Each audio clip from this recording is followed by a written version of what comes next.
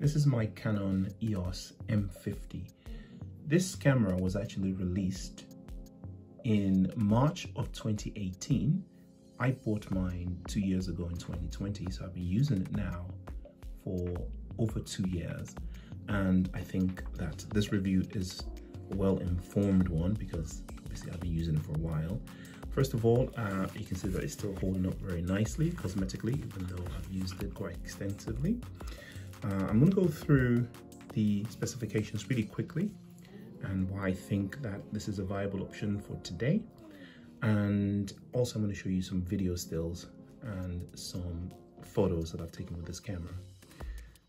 It's a 24.1 megapixel APS-C CMOS sensor, and it has the Digic 8 image sensor, which gives it the ability to take such beautiful stills and 4K video.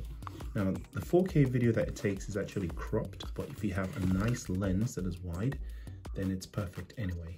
And it's great for taking B-rolls in that sense. The autofocus is quite good. It's got the dual pixel CMOS autofocus, which makes it autofocus really good. I'm going to show you in a minute. And it's got this really interesting feature, which is fully articulating, fully swiveling LCD screen. And what I like about this camera the most, actually, because I use it for street photography, is that I can do this. And not only does that protect my camera when it's in the bag, it also gives me the ability to just relax and take photos without chimping. Street photographers know what I mean by chimping. It's basically reviewing every photo you take and thereby missing what's actually happening. So this camera was actually targeted by Canon towards enthusiast photographers like myself and vloggers also like myself. The reason being, of course, that you can record yourself while completely swiveling the screen and still using the top here for a microphone or anything else. Some cameras that swivel upwards this way, the screen is blocked by the microphone or impedes the microphone. Also, the microphone port is completely accessible with the screen in any position. With the screen in this position, you're able to take very low shots, almost at ground level, and with it like this, excuse me, you can take overhead shots over your head. You can see there that the image that this produces is absolutely beautiful.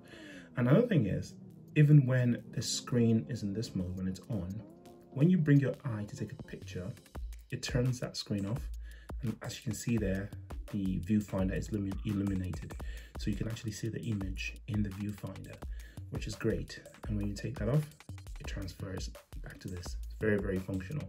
Some cameras don't do that and they keep that light on. So when you go take a picture, that actually gets in the way of your viewfinding, so to say.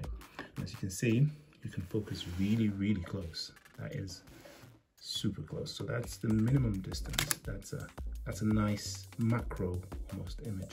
That's because I'm using a macro lens now. I'm going to talk about that separately in a different video. It's got all the standard modes that you expect.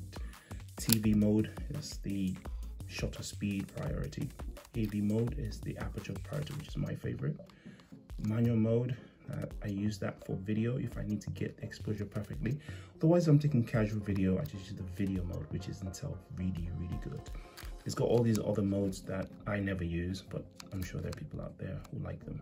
There's this P mode, which is like basically a point and shoot camera. Really decent exposure. That's in P mode. Some people like to shoot in this mode. Again, it's quite similar to just having it shut down with a little bit of information. It's kind of an old school vintage way. Or you can have the information laced on the screen like this as well. You can even have the histogram there, which some people also like. But I like it like completely clean like this if I'm using it at all.